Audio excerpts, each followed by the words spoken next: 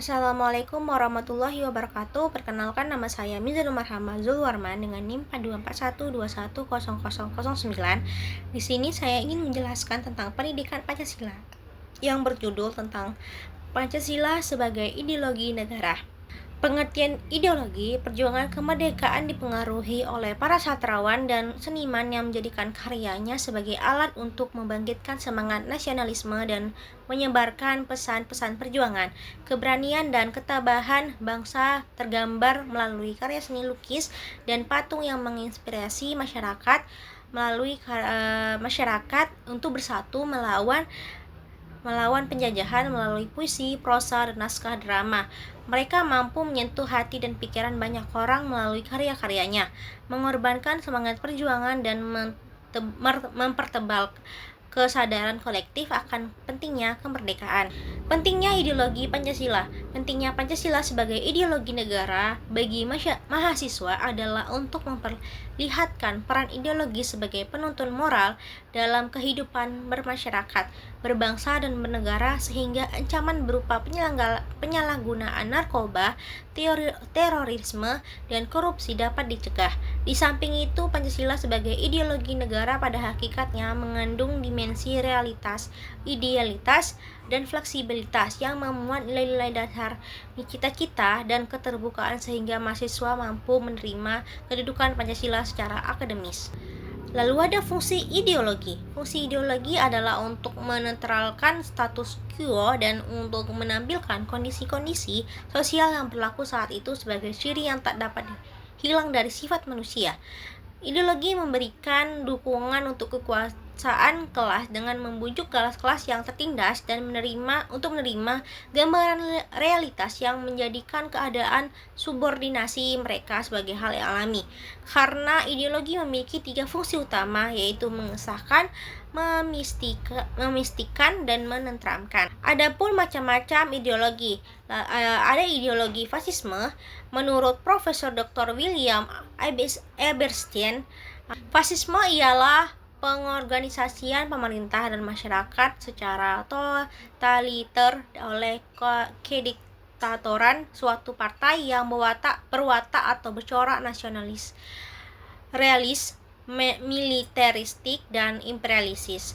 Lalu ada ideologi komunis. Ideologi komunis adalah sistem politik, sosial, ekonomi, dan kebudayaan berdasarkan ajaran Marxisme-Leninisme. Sumber pokok Dr. Komunis adalah Manifesto Komunis yang tertulis oleh Karl Marx dan F. Engels. Ada ideologi liberal. Liberalisme menurut Husserl dan Stevenson bersumber dalam politik kepada teori John Locke yang mengemukakan bahwa manusia itu diberi oleh alam hak-hak tertentu. Hak ini dijamin oleh suatu konstitusi dan dilindungi oleh pemerintah. Ideologi Islam. Pokok-pokok ideologi dalam Islam menurut Soekarno percaya pada satu Tuhan,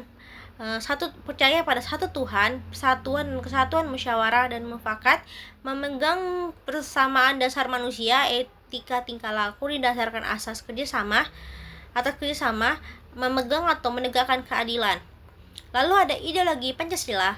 Pancasila sebagai dasar negara dan pandangan hidup sekaligus juga sebagai ideologi negara sebagai ideologi. Sumber historis, sosiologis, politis tentang Pancasila sebagai ideologi negara. Sumber historisnya, secara historis Pancasila lahir dari proses panjang perjuangan bangsa Indonesia dalam mencapai kemerdekaan.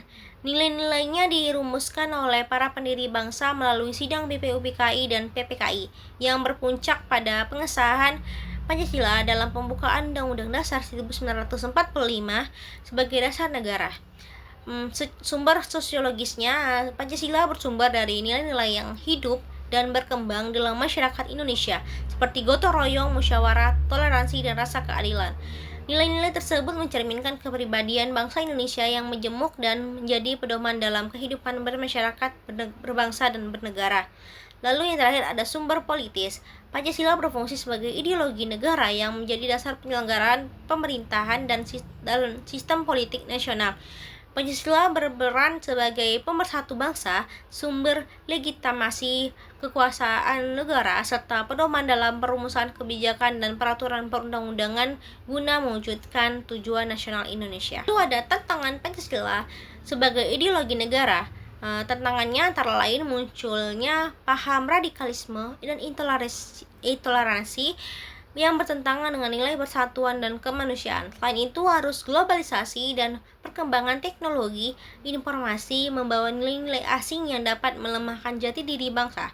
Tantangan lainnya adalah rendahnya penghayatan dan pengamalan Pancasila dalam kehidupan sehari-hari, termasuk dalam praktik politik dan penegakan hukum, sehingga nilai-nilai Pancasila sering belum terwujud secara nyata. Sekian dapat saya sampaikan. Terima kasih. Assalamualaikum warahmatullahi wabarakatuh.